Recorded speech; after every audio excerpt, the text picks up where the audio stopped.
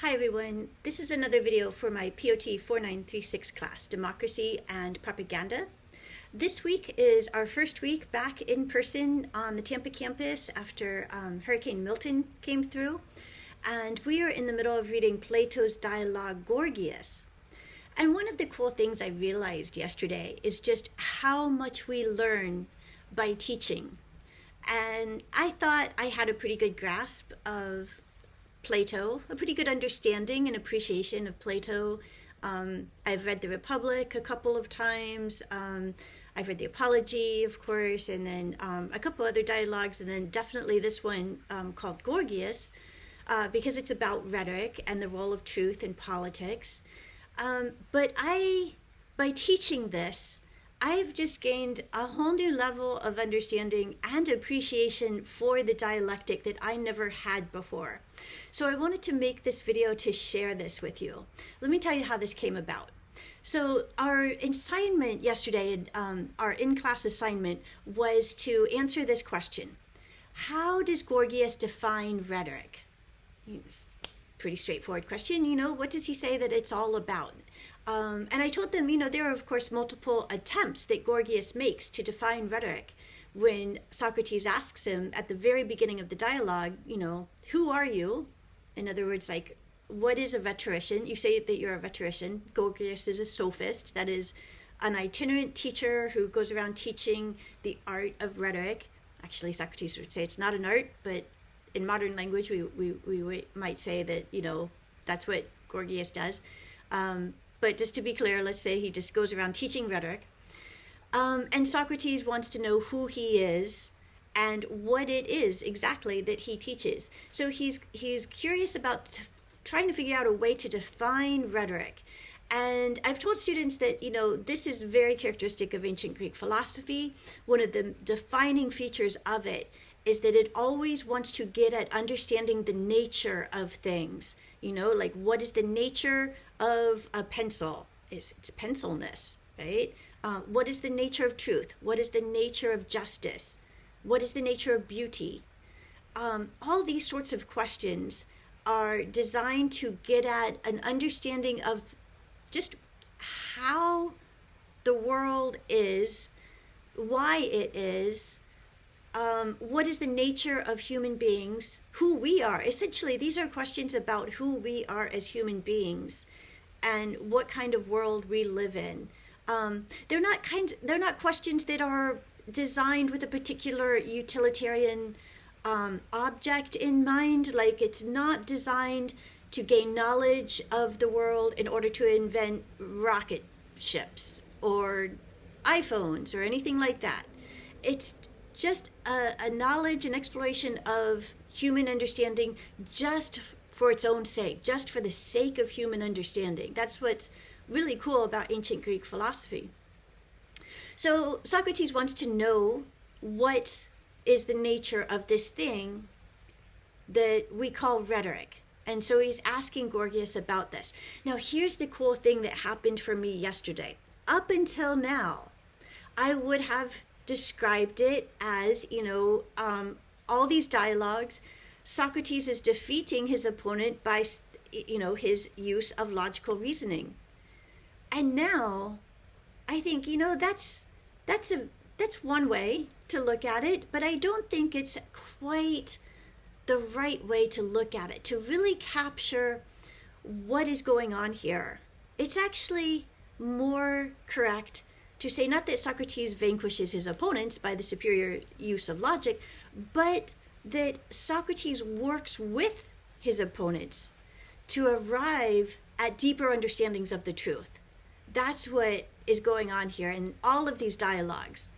So let me tell you how I got to that conclusion. So this question that students were trying to answer yesterday, how does Gorgias define rhetoric? There were multiple, I said there were at least 4 attempted definitions in the first few pages of the dialogue, right? And it goes sort of like this. So we can say first, the very first thing that Gorgias says is that rhetoric is speeches. Okay, that's a pretty basic, straightforward definition of what rhetoric is. Rhetoric is speeches.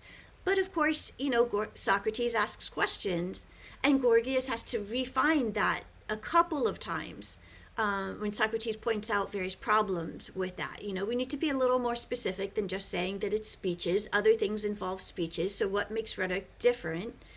And he says that Gorgias says that rhetoric is about speeches, about things that don't produce handiwork. In other words, some things involve speeches, they produce some kind of material object, but rhetoric doesn't. Like they produce, I think,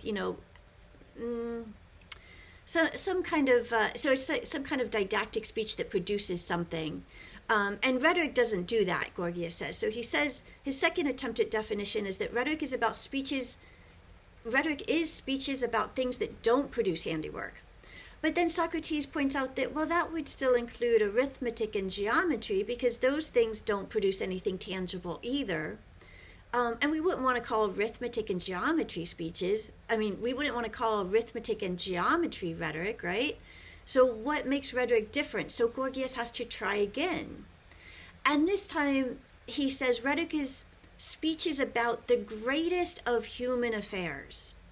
And many of my students correctly zeroed in on that part, because that is a key definition. When he says it's about the greatest of human affairs, and even then that's not enough. A few lines later, he has to refine that even more to specify, because Socrates says, well, many things can claim to be about the greatest of human affairs, including medicine, which provides us with cure from illness, and isn't health one of the greatest things that humans have?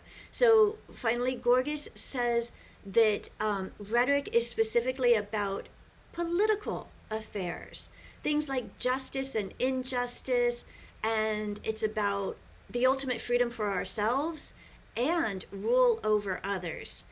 And so many of my students correctly identified that Gorgias ultimately defines rhetoric as speeches about politics, right? And that's totally correct.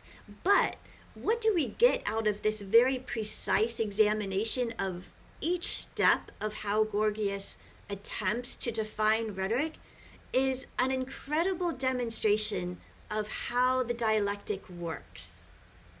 Okay?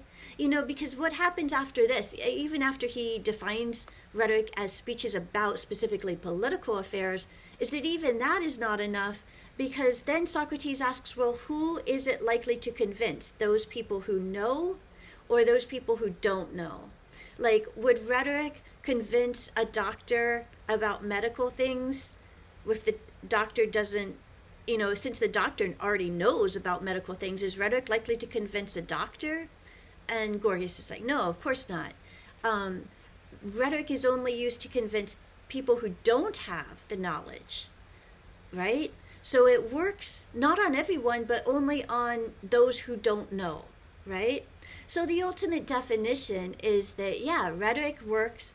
We could say it like this. The short version of all of that would be this. For those who don't know, rhetoric works to convince them of political things. That's the definition that they ultimately come up with. Together, Socrates and Gorgias come up with this definition together in the first part of the dialogue. And I thought about this. My second question to them that they worked on in small groups was, why is Socrates dissatisfied with Gorgias' answers? And I had it phrased as this: what are his rebuttals? But now, I think I would phrase that question differently. I would say the second question is, how does Socrates build off of Gorgias' answers? Because that's exactly what he does. So Gorgias in this dialogue, and just like in all of Plato's dialogues, the person speaking with Socrates, I don't think we should think of them as an opponent necessarily. In some sense they are. Like Callicles, clearly he's an opponent. But in another sense, in another very important sense, they're not just opponents. Gorgias is not there just to provide a sounding board for Socrates' ideas. He's actually contributing something substantive to the definition. Gorgias is as much responsible for creating this definition as Socrates is. Almost as much, okay? Maybe we give Socrates a little more credit than Gorgias, but we should not dismiss the role that Gorgias plays in this dialogue, because Socrates is not creating this definition by himself. He's creating it with the participation of Gorgias, right? It's a collaborative definition. This is really, really important. Would the dialogue be a lot shorter if they just had Socrates come in and say, here's what rhetoric is? Sure, it would. Many of my students would probably like that better. But that's not what he does. He comes in and first, he's not going to tell us, what rhetoric is. He doesn't even, he truly doesn't know. He says himself in many other places in Plato's dialogues that he doesn't know. He wants to know. I'm going to take him at his word for that he doesn't know, that he truly is curious. And so what this is a demonstration of how the dialectic works. If Socrates had just come in and told us what something is, why would we believe him? Would there be any reason to believe him? Oh, well, Socrates is very famous. That's true. But that's no reason to believe somebody. Donald Trump is also very famous, but we certainly don't want to take his word for anything, right? Just because somebody is famous doesn't mean that they have a lock on the truth, right? So I said in my announcement to the class, I was explaining about how I graded their answers to this, that the Socrates is not God. He's just some dude who lived, couple millennia ago, a long time ago. He's just a man. He's not a divinity. He's not God. His truth is not a divine truth. That's not what Plato is about. Sometimes students, I think that Plato and Socrates, they're so revered, it's almost like they're deities, and that anything they said is absolutely true and we should just take it on faith. That is not at all the case. They are not deities, and we shouldn't take anything that they say on faith. But that's the beauty of it. We don't have to. The beauty of the dialectic, which is what the Socratic method is called, the dialectic, and it's this method of arriving at truth, what we can call in a clumsy term, the truth discernment process. It's a clumsy term, but I like it because it's very accurate. It's the process by which we discern the truth. The dialectic is the Socratic method for discerning truth. Okay, so that's why I've called this video Plato's Gorgias, demonstrating the dialectic. Because right here in the first just 20 pages of the dialogue, we get a very clear demonstration of how the dialectic works. Collaboratively, between two people, one building off of what the other says. It proceeds slowly. It's not an efficient process. It's not over in 20 seconds, right? If Socrates just told us the truth, it would be over in 20 seconds. Much faster, much more efficient. But that's not how democracy works. We were just talking about this in class last week or so, that democracy is a very inefficient process. It takes a long time. It's a lot faster, a lot more efficient for some dictator, ruler, king, or God to just tell us what the truth is. That would be a lot faster, right? But reality isn't like that. There are no kings. There are no gods who are doing that. If God exists, God does not give us, this is, the absolute truth in such a way that humans can understand. Humans have to create ways of understanding the truth, right?